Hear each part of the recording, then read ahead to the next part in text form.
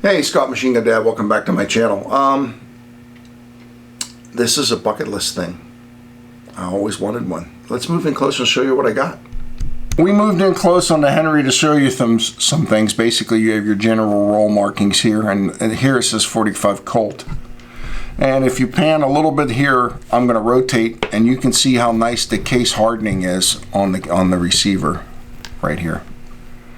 And then I'm going to, it's not really part of the Henry itself, it just came with the gun. This particular gun, I'm going to move it over, came with this really neat leather, so you can put 6 extra cartridges in here. I kind of like that. I'm leaving that on.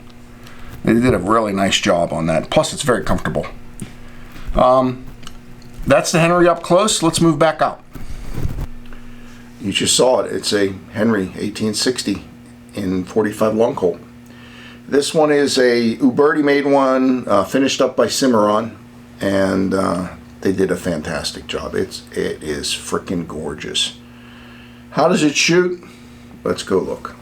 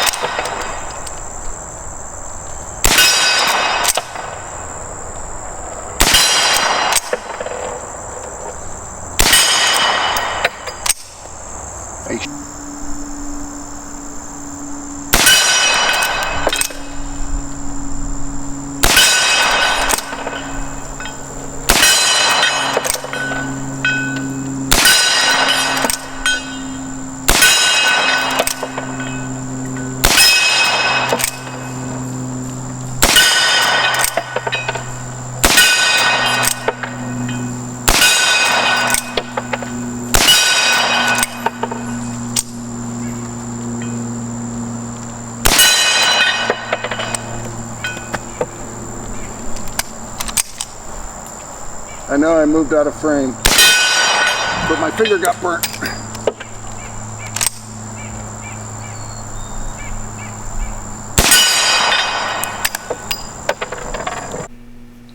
You just saw us shooting it, and before I fall all over myself and keep talking, I'm going to let Nick talk here for a little bit. Oh my gosh, this thing is out friggin' standing. The sights are awesome. The cartridge just smacks it every time I sight it in. It hits. Actually knocked the target down, didn't it? Quite a few times. I think I knocked 2 off, and you knocked a couple off too. The gun is great. It's got good weight. The sights are awesome. It hits every time you try and take a pot shot at it, even when you're not even thinking about it. The sights are so good, you hit anyway.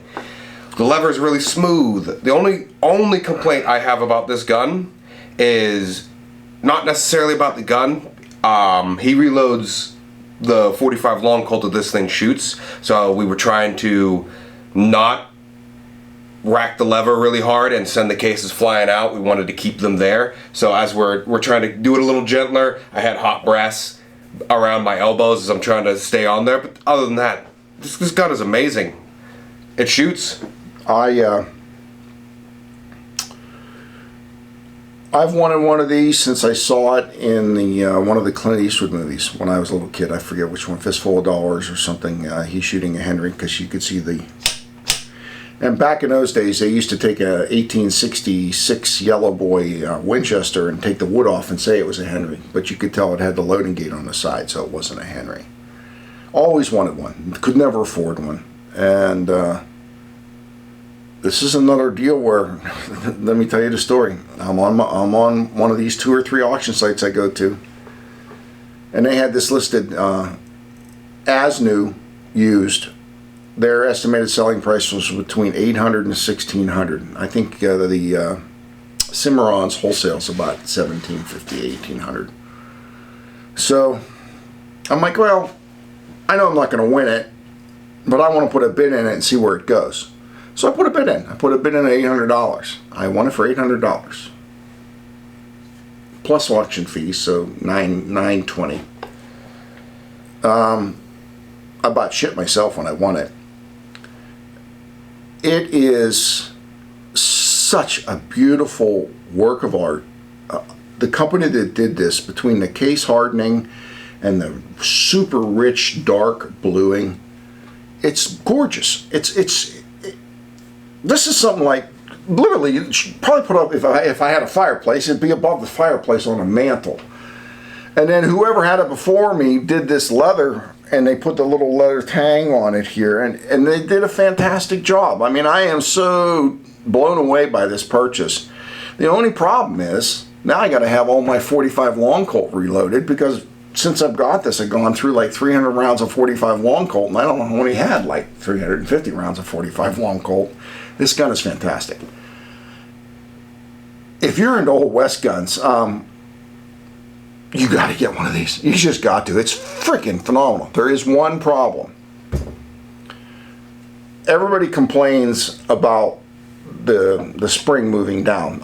If you watch the video, I got caught on it. I forgot, and then I felt it hit my hand. I moved my hand out around, then it popped in. That's not the problem. The problem is, since there's no wood, and if you're shooting on and you get stuff on your hands, you're gonna be wiping this gun down all the freaking time if you want to keep it really nice. I would recommend, this sounds really stupid, but if you're gonna shoot this and have a gun like this, buy a nice pair of soft nylon shooting gloves. Not workman's glove that you shoot with, shooting gloves like the Magpul kind, to protect the gun itself. The hell with your fingers, they'll grow back. Protect the gun. Thanks again.